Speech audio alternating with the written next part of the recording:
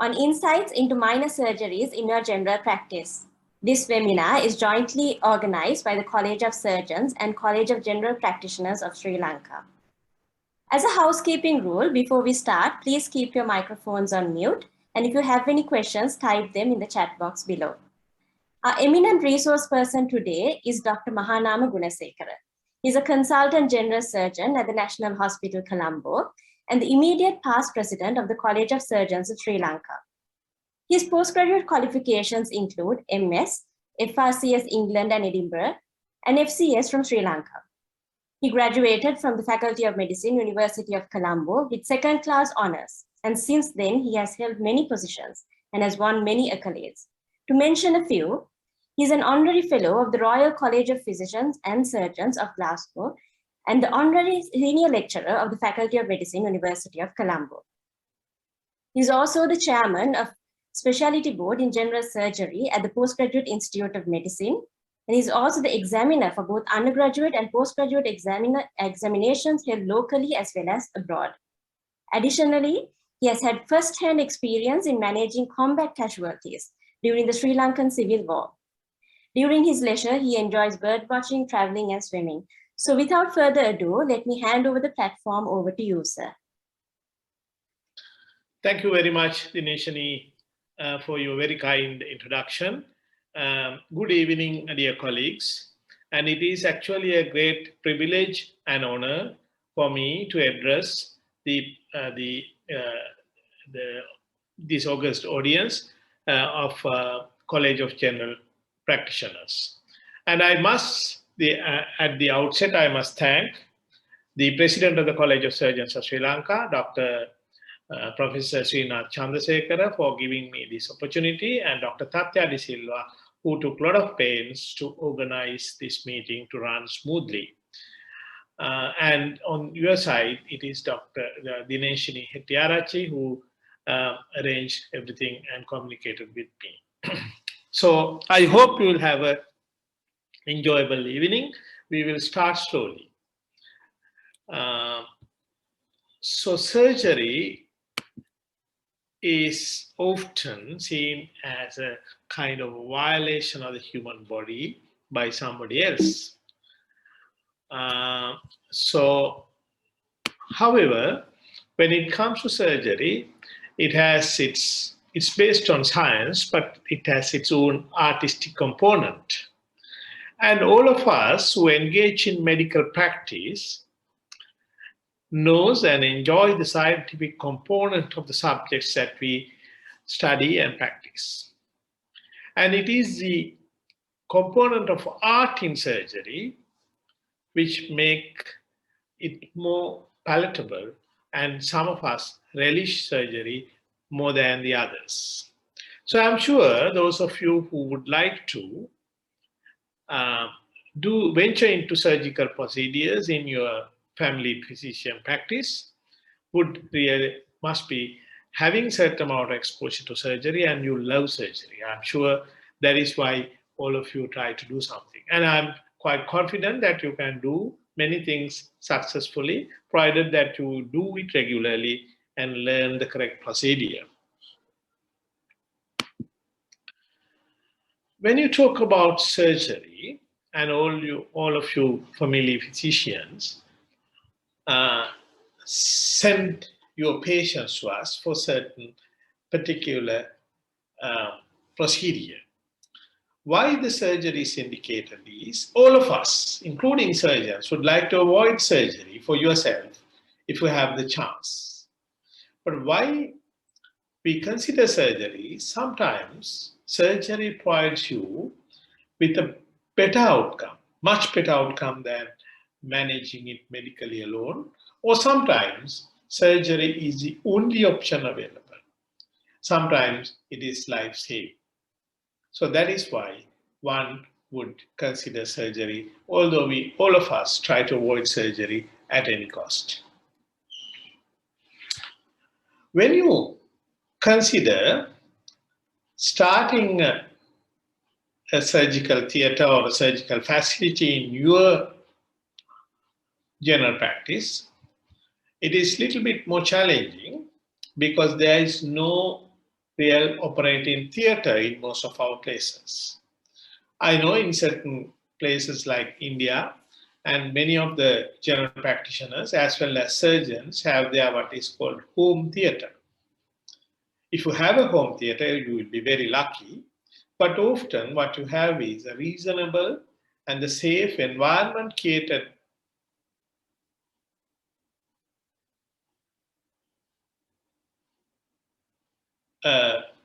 it is always you must create a safe environment for you to conduct the procedures that you intend to do to your patients. You must make sure that your patient is satisfied and the outcome is as expected, as well as it is your reputation. So I'm sure that all of you would really want to know how to do it properly. So the few things that you might think about before starting the surgical practice in your general practice setup or dispensary or whatever it is. And there are a few things that you must think about. One is a suitable table. It may not be necessarily an operating table, but the operating table, one of the greatest advantages is that you can adjust the height as you want. But since it is only one person operating in your practice, so maybe you can have a height adjusted fixed table for you. That's quite appropriate. But it has to be a purpose-built one. Similarly, that you have a reasonable light which could be focused on to where you are operating. I suggest that you have at least one extra light in your place before you conduct surgery, because sometimes a single light doesn't give you proper exposure. And what happens is when you try to operate, it is a very common problem that you cast shadows on your operating field.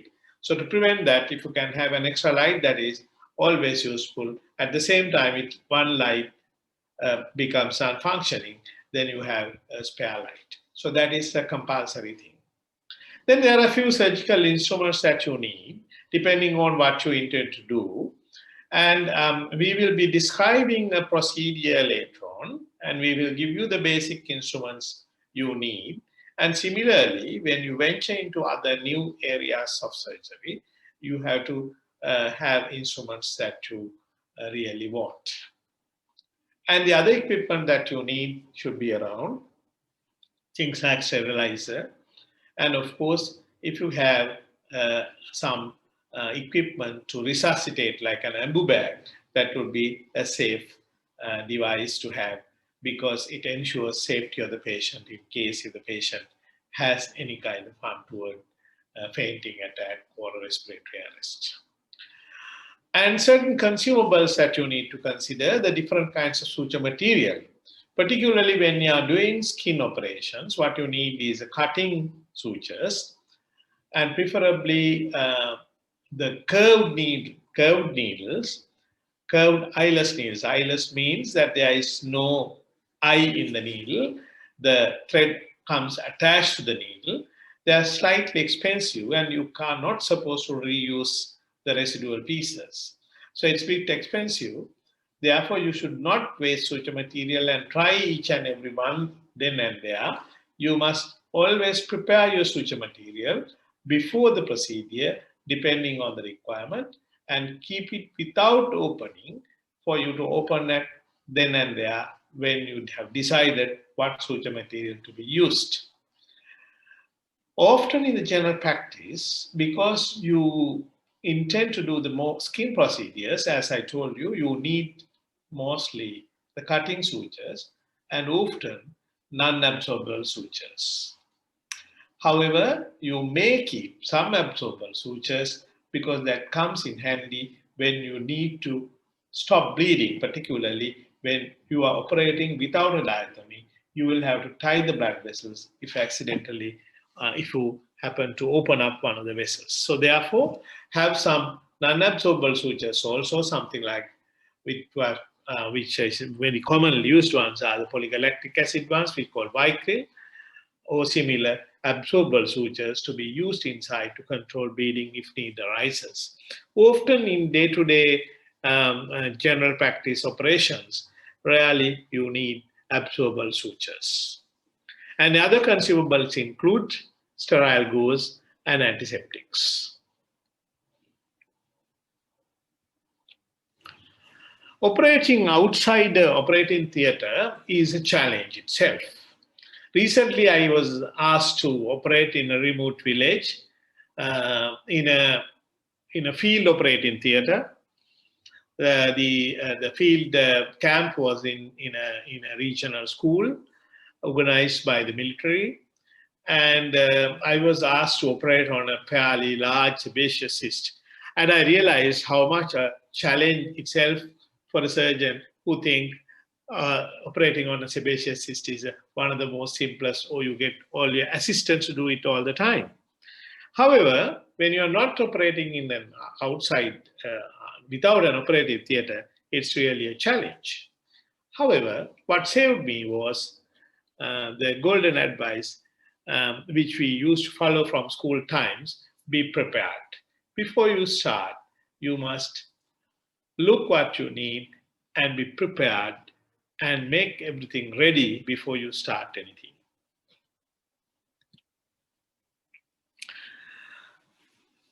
Invariably, when you say that you're operating in general practice, in your general practice is almost everything is done under local anesthesia. So I thought you must have a reasonable understanding about the local anesthesia that we can use. The commonest anesthetic agent that we use is lidocaine or lignocaine, which comes in 2% solutions, where you have 20 milligrams per ml.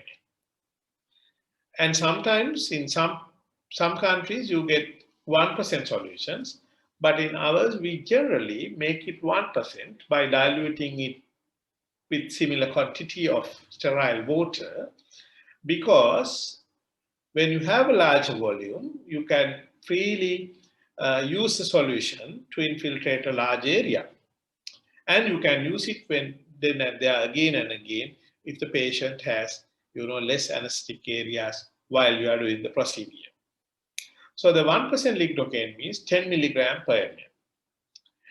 Maximum dosage is about 3 milligram per kg when you are using pure lignocaine, and must never exceed 200 milligrams in an adult who is about 50 to 60 kilograms in body weight. So if you want to give more, you can give a larger dose if there is a mixed solution with adrenaline. However, we cannot use adrenaline in all the places. Particularly, it cannot be used as ring blocks or in extremities like earlobes, fingers, and toes, etc. I usually use adrenaline mixed lignocaine mainly on the scalp where the bleeding is significant, or in very large lumps where you need large quantity. I prefer that you do not try to do very large ones to start with until you get the confidence to do it. So therefore, easily you can manage with 15 to 20 ml of 1% lignocaine. When I prepare the lignocaine solution, I take 10 ml of lignocaine from 2% bottle and dilute it with 10 ml of water, that you have 200. But our patients are about 50 kilograms, then you use only about 15 ml. But of course, invariably, you waste little bit of solution that you have prepared. So it is a good idea to prepare 20. And you know how much you have used. So this is all about the use of lignocaine. And we will discuss during our discussion as to what questions that you have to ask. The main problem with lignocaine is that if it enters, you get all the side effects of lignocaine if it enters an intravascular compartment. So therefore, all precautions must be taken to avoid intravascular injection of lidocaine. So what I do is I take the diluted lidocaine solution, 31% lidocaine, and use a needle and pierce it to the full depth of the needle, and then withdraw it and see whether there is any blood, and inject the lidocaine while you are withdrawing. And again you insert it fully, withdraw it and see, aspirate it and see, and while withdrawing the needle, you inject it. Always aspirate it and see whether blood comes into the syringe, because that is a vital test that you must do when you are using lidocaine local infiltration. Try and avoid all badly inflamed areas. Mild redness, it doesn't matter, because in fact, inflamed areas, the blood supply is very heavy, particularly red hot areas in infected cysts and so on. Try to avoid injecting into the red hot area. And you can always go away at least 0.5 to 1 centimeter away from the heavily inflamed area. Still, you can get a reasonable anesthesia. And in badly infected wounds, there is a small problem where your lidocaine may not work. So therefore, you may not have the desired anesthetic effect. That you have to keep in mind. And it is contraindicated in complete heart block and any people who have had bad experience with lidocaine in the past.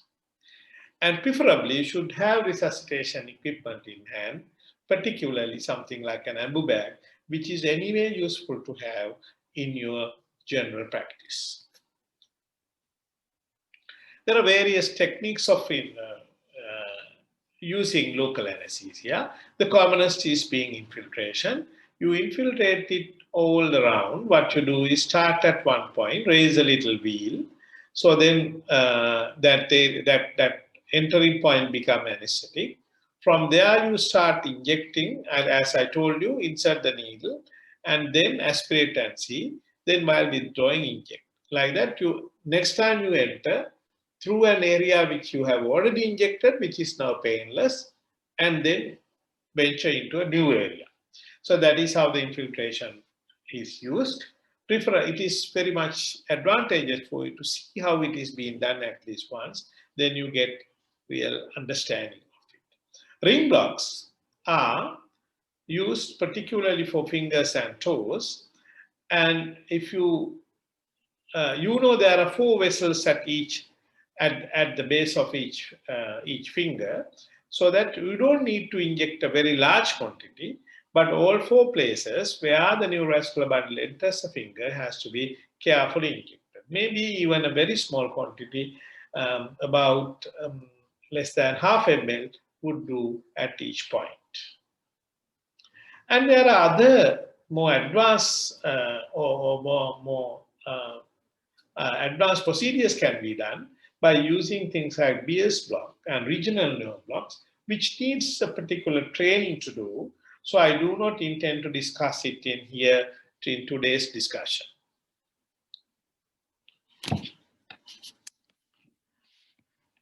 Next is that you must getting ready. That is, when you are ready to operate, check all your equipment, whether you have all the equipment ready in your hand. And before you make a cut, get all of equipment. There could be a list of equipment for each procedure. I think that is the best way to prevent any embarrassment during the procedure. And check whether all your equipments are ready.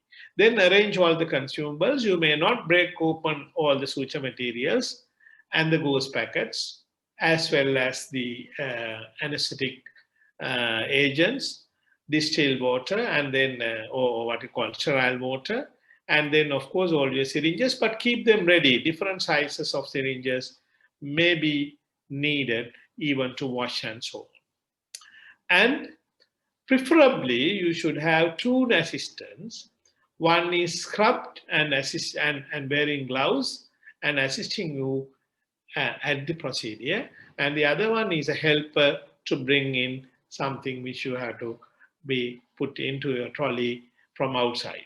And it is always advisable for you to instruct your assistants before you start as to what you are going to do and what particularly consumables that you may need, like suture material and the Gauss packs, and then, of course, cleaning agents and antiseptics, and give them a clear understanding of what you need.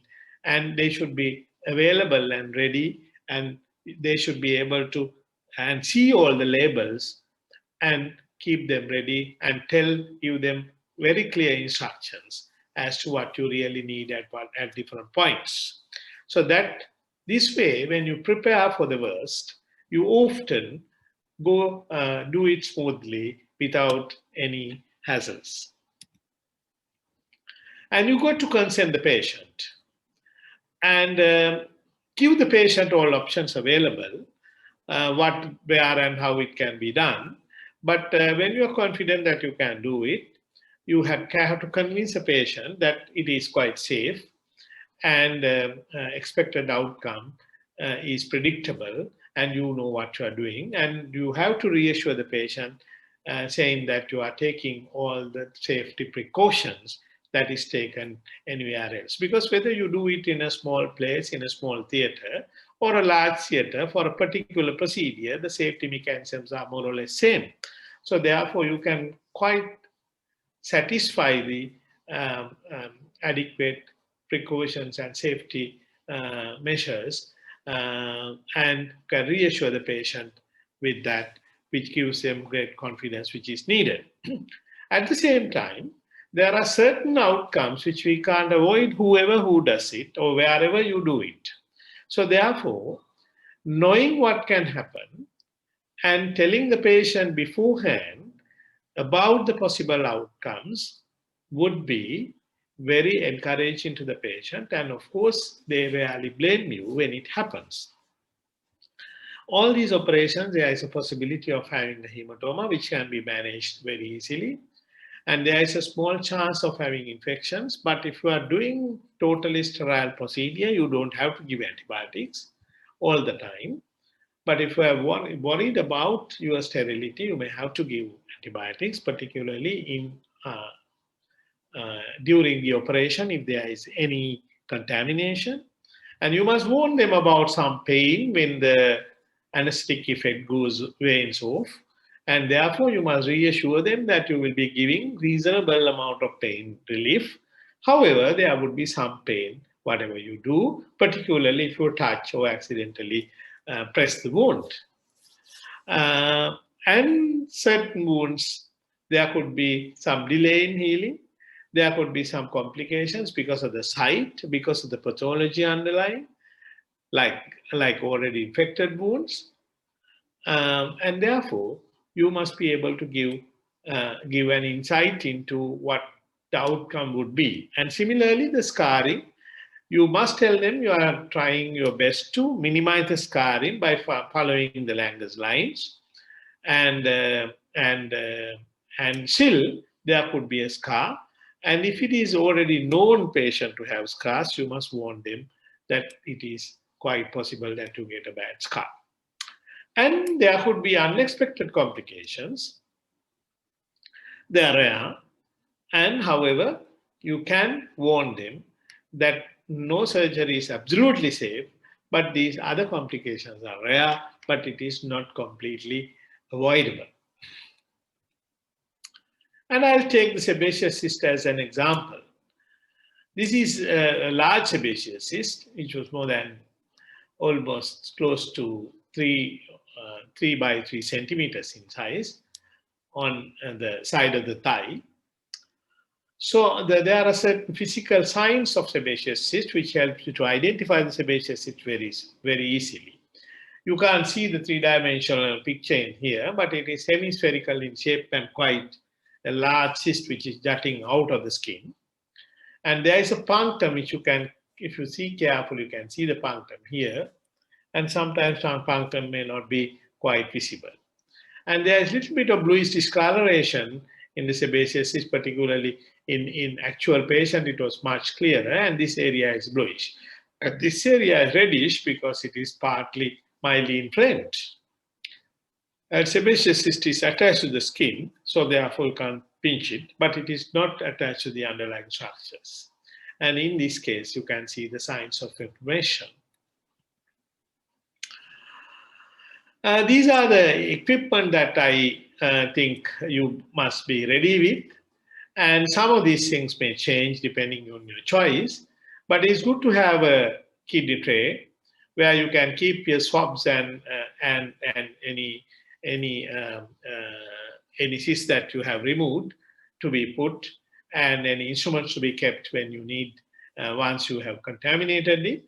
And the gallipot is quite useful because you can dissolve your local anesthetic agent without contaminating your lignocaine bottle. Lignocaine comes in several ways. Now you can see here, this is the lignocaine 5 cc vial. If you are using them, it's very easy.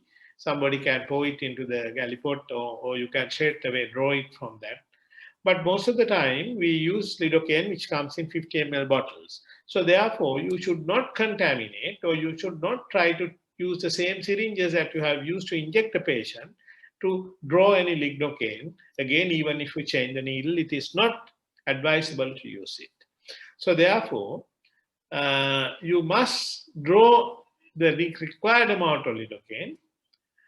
And if you need little extra, you can draw that and keep, but you must know exactly what the volumes are. And what I usually do is I draw 10 ml of 2% lignocaine and add 2 vials, that is 10 ml of sterile water, and dilute and keep your solution ready.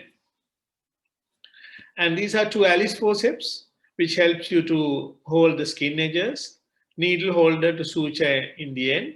This is the catch forceps. And for this one, 2 RT forceps, it is advisable to have little extra RT forceps in your theater because that may be used for many to control the blood vessels in addition to be dissecting. And the scalpel handle, which here I have used the number 3 scalpel handle with 15 blades. That is very easy to handle and easy to get the curvatures. This is a dressing scissor to cut your sutures and the dressings. And this is a dissecting scissor, medicine bow, more similar one, and some tissue forceps. For sebaceous, we don't use it much, but this is useful to hold your swabs and things like that for you to clean. And these are the consumables usually. As I told you, sterile water. This is xylocaine, the commercial product. Lidocaine comes in 5 cc vials, or you can draw it from 50 cc lidocaine bottles and syringes. And for this type of skin wounds, I really prefer to use number 27 needle, which is less painful, and you can slowly, in small areas, you can inject. But sometimes you need a longer needle. Once you have infiltrated the skin, to infiltrate the deep areas, I may use a longer and a larger needle, something like 23. And you need sterile gauze, sterile drapes, and cleaning material. I usually clean with antiseptics to start with, but I do not use antiseptics in the end of the procedure. I usually prefer to use saline because I don't want to leave any antiseptics in the skin which may irritate the skin. And when you are doing a sebaceous, you must make an elliptical incision. Why? Because you need to take the punctum out completely, otherwise it will definitely recur. At the same time, sebaceous cyst is a hemispherical thing. So therefore, there is excess skin. In order to close it without leaving a space, dead space, you have to take out a little bit of skin. And I told you I had to do this operation in a field theater, which was a real challenge. So you can see I had to see all the equipment. Then I realized there were no drapes there. So here I had to use a glove cover, and that is why all it is soaked in blood. And similarly, you are doing it without diathermy, so that you anticipate a little bit of blood, particularly inflamed sebaceous cyst. It bleeds significantly, but you don't have to worry. You can easily control that bleeding. And here we have done an elliptical incision, And having done that, you carefully, very gently cut up to the wall of the cyst.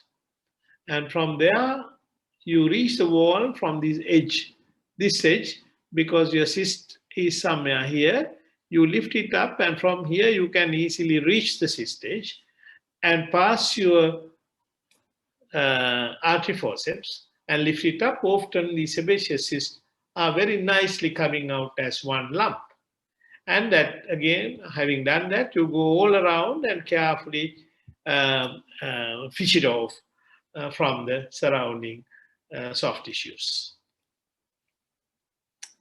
And you can close the skin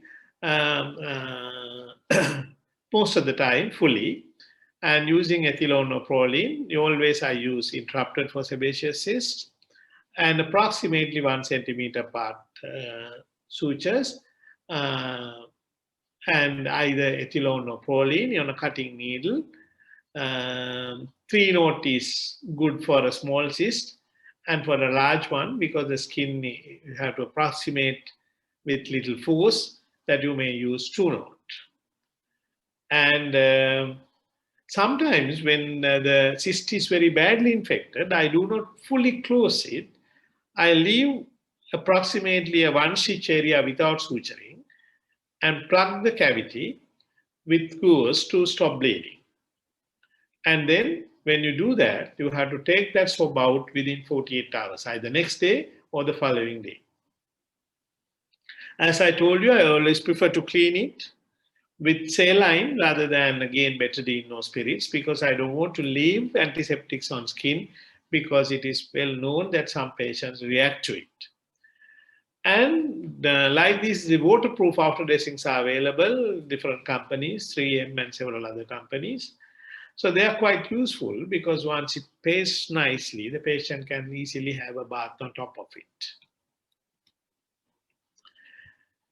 And that is sebaceous is one of the commonest things that you may be called upon to operate in your family practice. This is also a very common thing and very easy to handle. You can see this type of pedunculated lump. This is a pedunculated lipoma, and sometimes there are much more smaller ones, like papillomas. But however, when you are doing it, you have to make an elliptical incision at the base, very close to the cyst, and take it out. In this type of thing, there is always a blood vessel. When you are suturing, you better catch the blood vessel. Often you can control the bleeding with that suture itself. Or otherwise, you can catch hold of the vascular bundle with the artery forceps and twist it. Often that will stop. And once you have completed the procedure, you must document what you have done, date, time, and what has been done, and what suture material that you have used, and intended planned date to revisit depending on what you expect to happen. And yes, those are the things to document and keep, especially the date and the time of the surgery. And I often, when you do elliptical incision, I usually keep it 10 to 14 days, because what happens is, if you remove those sutures early, it tends to separate again. So keeping it 14 days is quite safe, and it's comfortable to remove the sutures after 14 days, because the wound is completely healed and there is hardly any pain. And you don't have to change. If you particularly use waterproof dressings, and those can be kept with, most of them, by 14 days it are not spoiled. But sometimes the dressing tends to come out from the edges, and you must advise the patient to reapply the dressing if it gets soiled with blood or external water if the dressing is not fully sealed. But remember that wounds can be managed as open wounds. After about 3 to 4 days, you really do not need a dressing if the wound is fully sealed. And because you are using nylon or proline, they can wash the wound and keep it dry, because that nylon does not absorb water and keep. You can, if the patient is happy to keep it open, it's quite safe to keep it open. And don't advise the patient to rub any antiseptics, things like surgical spirit and betaline and things like that on the wound. That is inadvisable, and we do not recommend it after surgical procedures because it will kill the commensals, and also it can irritate the skin. And when the commensals are killed, and the inflamed skin with the antiseptics can be a site for pathogenic organisms to grow. So therefore, it is to be discouraged at all cost. And the wound can be washed safely with soap and water. And there are certain things to remember. One is, to operate, you need confidence. So therefore, you must study it well and understand the pathologies, understand the facilities you have, be prepared, as we told earlier, and have confidence in doing whatever you are doing. And avoid shortcuts. Always try to do it in the most appropriate and the proper manner. And do not use various substitutes to achieve the targets. Always try to use the standard procedure and the standard material. And take all precautions to minimize complications. And therefore, all throughout sterile procedure, careful tissue handling, meticulous suturing is needed. And similarly, you must understand, the more you do it, you will be better at it. So therefore, don't do it very rarely and sporadically. And if we intend to operate in your general practice, you do it more often than not. And similarly, whenever you have a chance, go to a theater and watch an experienced surgeon doing procedures. That will give you a lot of clues as to how to manage your patients. So in summary, the most important factor to understand is full preparation. You have to arrange your place, prepare all the equipment and the instruments that are required, have all the consumables ready, and create a reasonable, safe environment to operate. Similarly, we need to know that you have to consent the patient to operate, and they should agree to have it in your theater. And principles of local anesthesia, I have briefly given the essentials, but feel free to read about it from the BNF, and then, of course, even the leaflet that come with the solutions give a lot of instructions. I think you must carefully read all that. And you have all the instruments and consumables ready, and you must instruct your assistants. And meticulous surgical technique is the answer to all problems that you face. And document what you do, and arrange aftercare and revisit your wounds. That will help you to understand if anything has failed, why, and how to avoid it. Thank you. Now, we have a little more time to ask any questions that you want. Hope you heard what I said clearly. Yes, sir. It was very loud and clear. There are a few questions in the chat box. One is lignocaine contraindicated in a patient with a pacemaker? No, I don't think, because if you have a pacemaker, that ensures that you have a regular rhythm still.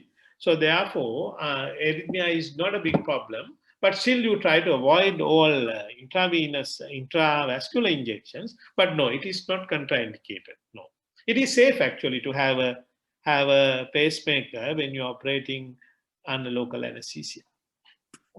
There's another question. What precautions should one take in the surgical technique in a patient prone to have keloids? Yes.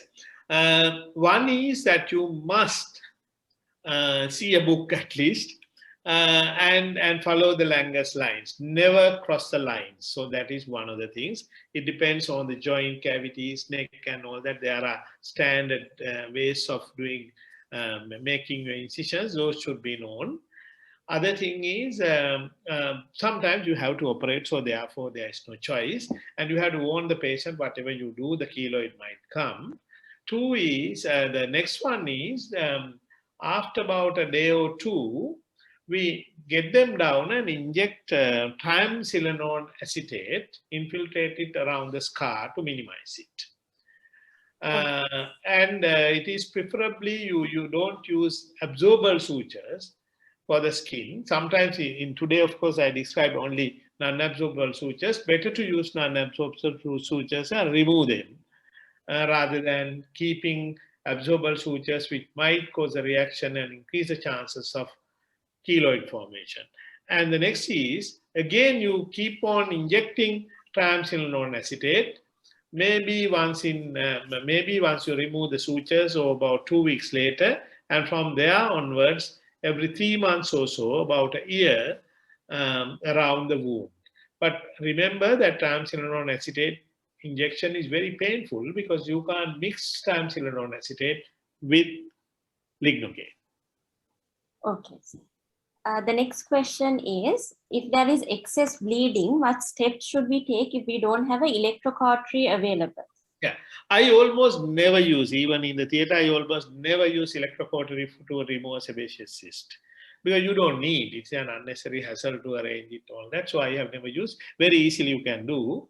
One is, when it is bleeding, don't get panic. Use a swab and keep it pressed for approximately 3 to 5 minutes there, and usually you will see that everything settles. And if you can see a clear bleeder, once you do that, you carefully lift the swab and see whether there is a bleeder, and use tiny good artery forceps and catch it. And you can twist it a little with the artery forceps, or catch it with the artery forceps and keep it like that. You continue with the procedure, and I'm 100% sure by the end of the procedure, when you are ready to suture, the bleeding has stopped. It is not a big problem, because invariably, because these are skin wounds, when you suture the skin wound, the bleeding almost stops. Except scalp piece maybe sometimes will be a little difficult, but that's why I advise you to use adrenaline when you are doing it in the scalp. But again, when you are suturing, you have to put tight sutures, little closer to each other at regular intervals. And when you suture, almost always the bleeding stops. So the next question is it a must to stop aspirin or Clopid prior to minor surgical procedures, especially in a newly diagnosed ischemic heart disease patient? If so, how long before the procedure? Yes. If you are going to stop, it is generally recommended is clopidogrel 7 days before the procedure, aspirin at least 5 days before the 7 days, not 7 years, 7 days, and aspirin at least 5 days before the procedure. I do not recommend you operating on a patient who is on clopidogrel at your GP practice while on clopidogrel, unless you have the liberty to stop it. But aspirin, things like sebaceous cyst, when you tightly suture, the aspirin doesn't cause really bad bleeding. But don't do it as the first case. When you have confidence in doing sebaceous cyst, couple of 10, 15, you have done it, you know that you how to stop bleeding with suturing. So then, of course, you can easily use, you can operate while the patient is on aspirin. We have done even a major procedures while on aspirin. So it is not dangerous, but you have to have confidence and very careful meticulous suturing. I prefer you send the patient to a theater when they are on clopidogrel or aspirin, because not because of anything, there you have the cautery. So therefore, even if it bleeds, you can easily control. Otherwise, it will be a nuisance and you will be embarrassed and it will disturb your work, and unnecessarily you will be wasting your time with the patient. Otherwise, it's not really dangerous to operate. It's quite safe. And often, those patients on aspirin also do not need electrocautery always. But it is safe to have it. So therefore, I recommend, if they are on aspirin, send them to a theater. Okay. So the next question is, are there any additional precautions while doing a circumcision in private practice? Yes, because unless you have carefully watched somebody who is doing circumcision and read the book, because there are certain principles which you cannot violate in circumcision, you have to be quite confident in what you are doing, and has to be precisely accurate. Sometimes bleeding, particularly if it is an adult patient, bleeding could be quite nasty. So you need to have some kind of cautery. What we use is bipolar diathermy only. You can't use monopolar for the penile injection. And similarly, you can't use adrenaline containing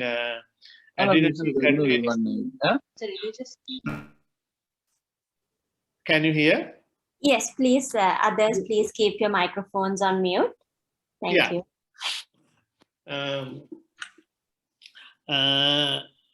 So therefore, if you have seen how to do it, and if you know how to do it, and you have seen somebody doing it, of course you can do it. There is no real danger in doing circumcisions. But what happens is, if you ruin the circumcision, it is very difficult to correct it again.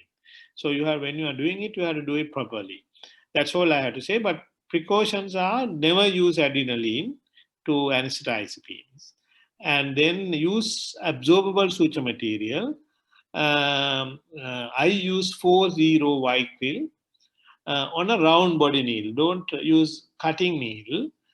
You can easily suture the penile skin with round body needle, because that doesn't cause a lot of bleeding. Only problem in doing it is, if you don't have bipolar cautery, sometimes there could be some blood vessels giving you little trouble. Then you must catch the bleeding vessels and then tie them. Don't expect it to settle on its own. You have to tie them. There are large veins in the foreskin. So the next question is, how do we decide about postoperative antibiotics? Okay, if it is a sterile wound, clean operation like a lipoma, or there is no infection, and your theater and everything is sterile, you have used sterile gloves, sterile procedure, and all your swabs and the drapes, so everything is sterile, I don't give any antibiotics to clean surgery. And if it is inflamed, some sebaceous cysts, you may try a few antibiotics at least 24 hours before surgery and then proceed. And then for an infected sebaceous cyst, I give at least 5 days of antibiotics, full dose.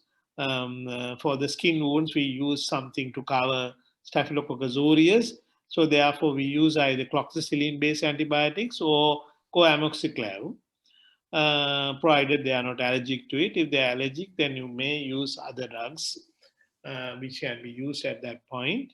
But if you are worried about your sterility, you may again give an antibiotic, because you are giving oral. Give it about 3 hours before, and then operate, and then continue for about 3 to 5 days. So that is prophylactic antibiotics without infection, and because you are worried about your sterility. But I think you should not be worried about your sterility. It has to be absolutely sterile whenever you do it. Otherwise, it will not be good for your reputation if unwanted complications come. Okay. So the next question is regarding the types of excisions used in a sebaceous cyst and an abscess. What types of dressings and excisions can we use?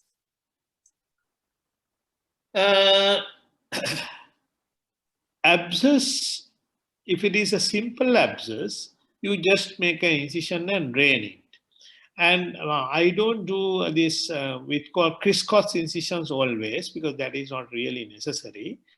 You can release a pus and then pack the wound with sterile gauze and leave it like that, and remove the packing 24 to 48 hours later, and keep on packing till the wound heals completely.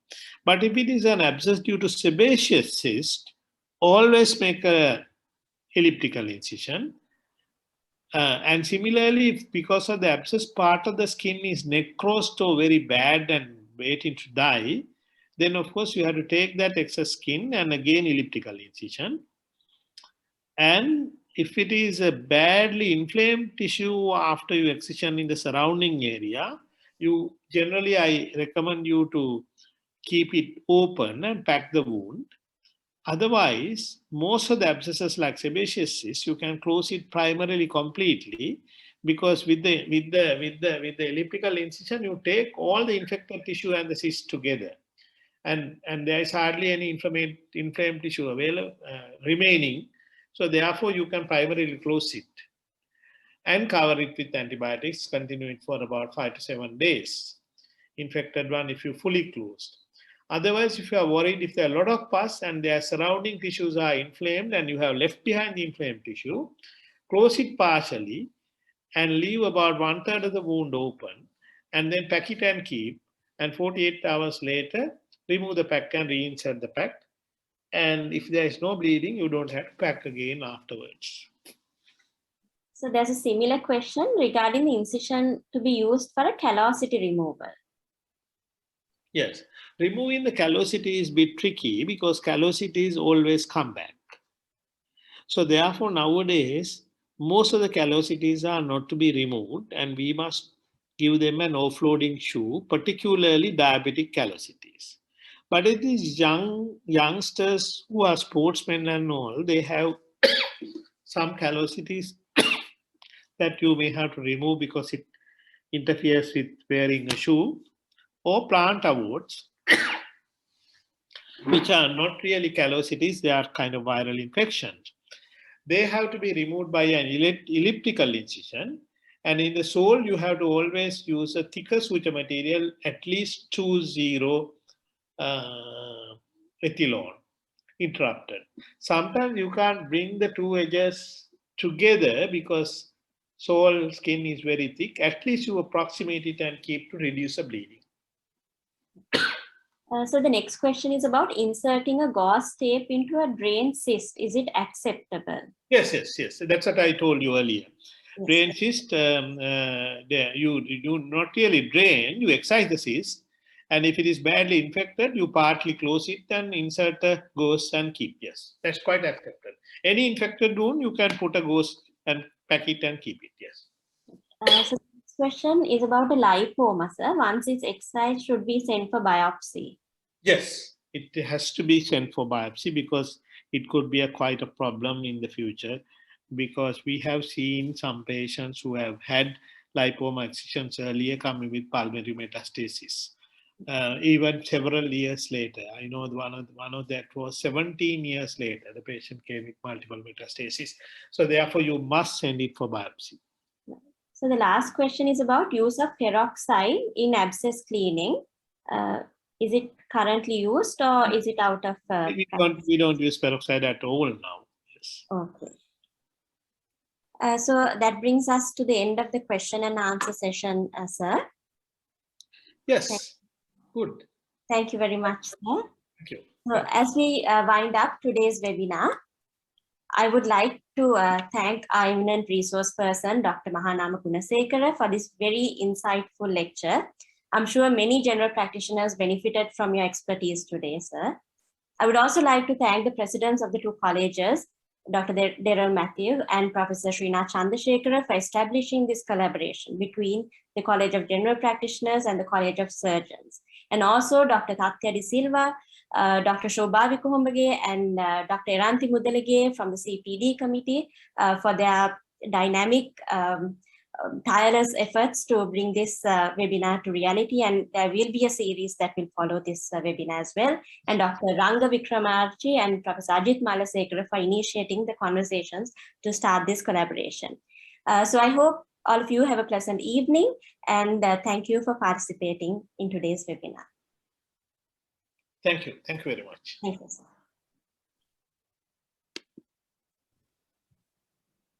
Thank you.